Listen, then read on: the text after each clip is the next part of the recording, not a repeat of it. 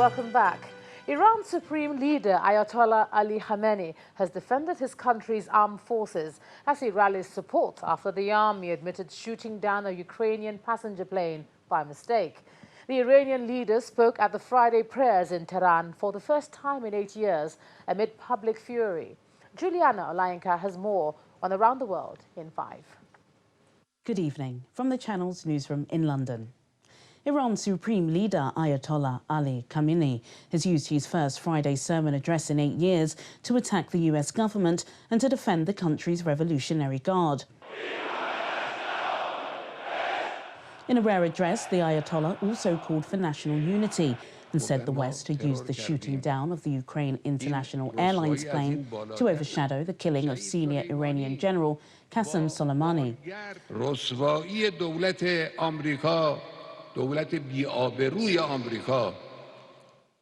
The American government is a disgrace. The disgrace of this government was shown when they killed the person who was the most outstanding and strongest leader in the fight against terrorism, Martyr Soleimani, a martyr in the truest sense of the word, who was the strongest commander in the fight against terrorism for this region, and that is how he was recognized. Widespread protests and criticism from abroad have put growing pressure on Iran over its handling of the increased tensions. Turkey's President Tayyip Erdogan has accused the Syrian government of violating a ceasefire in the opposition-held Idlib.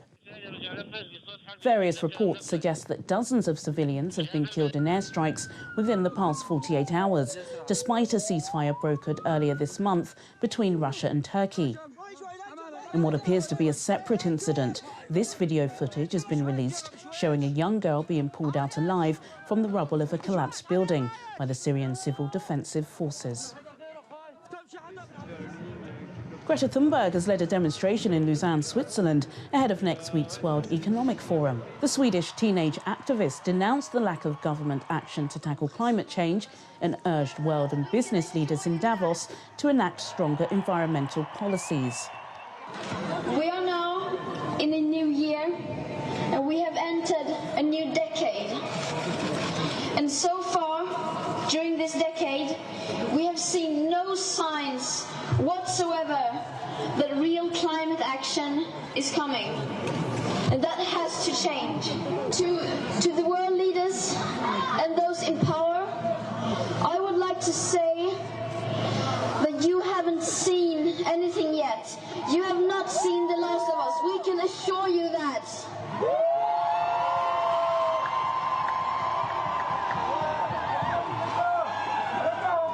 And that is the message that we will bring to the World Economic Forum in Davos next week.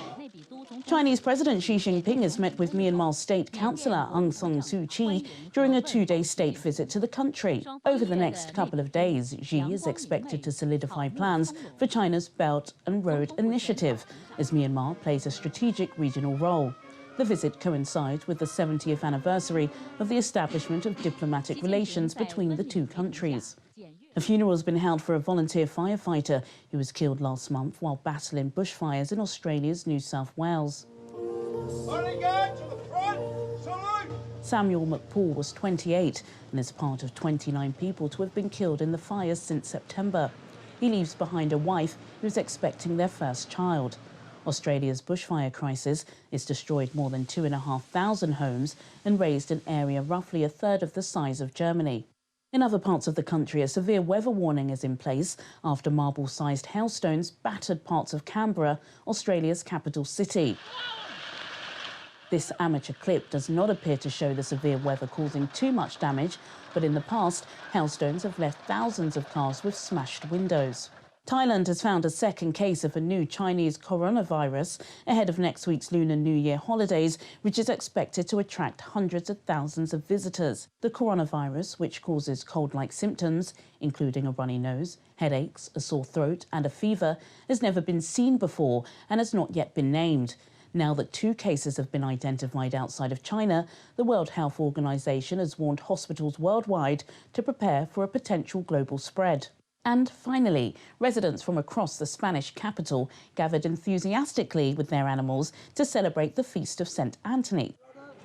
The tradition owes its origins to when the Grand Master of the Order of St. John used to send his horses to church to be blessed. The annual ceremony witnesses dozens of Catholics attending masses with their animals, all donning their best outfits. As part of the January ritual, owners believe the blessing will keep their pets safe and healthy. And that's your international news around the world in 5. Thanks a lot, Juliana. Bless the animals. To Olumide Macaulay now with sports news.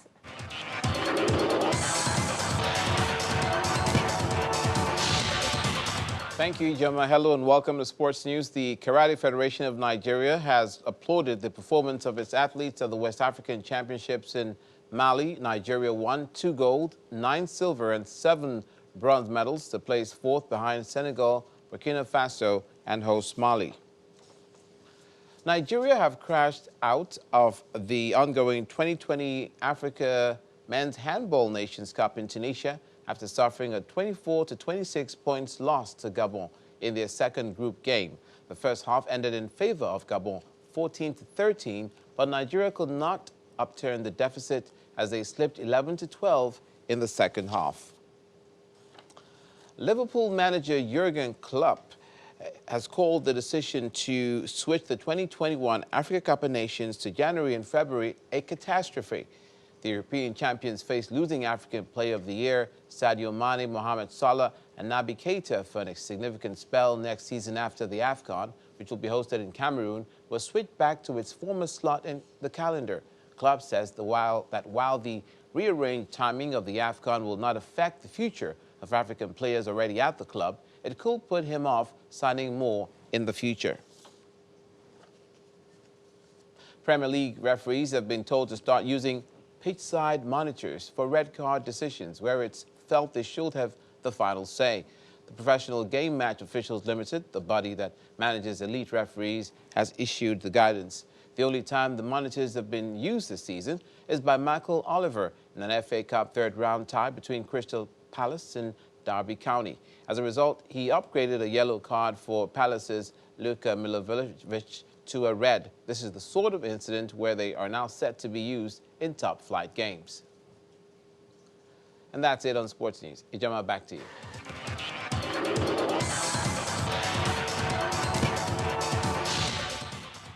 Thanks a lot, Olumide. Now, Nigeria's representative to the Miss World pageant, whose video went viral on social media, is explaining why she was so happy. Here's Akaite Afia with more on Entertainment News.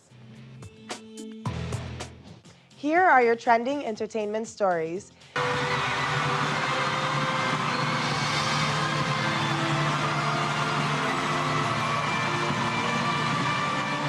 Onyekachi Douglas, the reigning Miss Nigeria, who went viral for showing extreme excitement when Miss Jamaica was announced winner of the 2019 Miss World pageant, has described the incident as a genuine display of love. The contestant who emerged Miss World Africa was hosted by the Jamaican High Commission in Abuja. When it happened initially, I was like, my God, Yeka, you have done it again.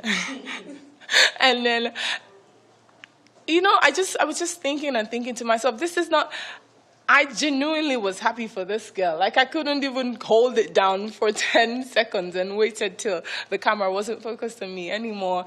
30 Billion Gang head honcho has been accused of encouraging associate Peruzzi to renege on a recording contract he signed before joining the DMW team.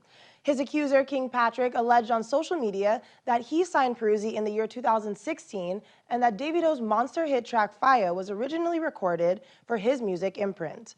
Both Davido and Peruzzi have denied the accusation. Meanwhile, the National Film Video and Censors Board released a statement via their Twitter account announcing that Sugar Rush has been granted approval for public screening. This comes after the Censors Board yanked the movie from cinemas last week on the grounds that temporary approval for the movie elapsed and cannot return to cinemas until final approval is granted.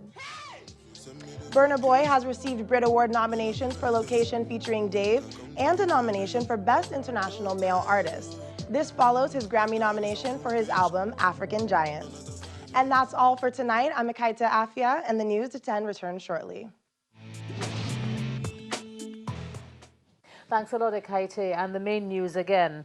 The federal government today showed satisfaction with the ongoing operations of the security agencies across the country as it threw its weight behind community policing and pledged readiness to fund the initiative. The comments were made at the Security Council meeting with the President in Abuja before he left for the UK to attend the inaugural Africa-UK Summit. And that's the news at 10 tonight. Thank you so much for staying with us. Sami Joma Onyato.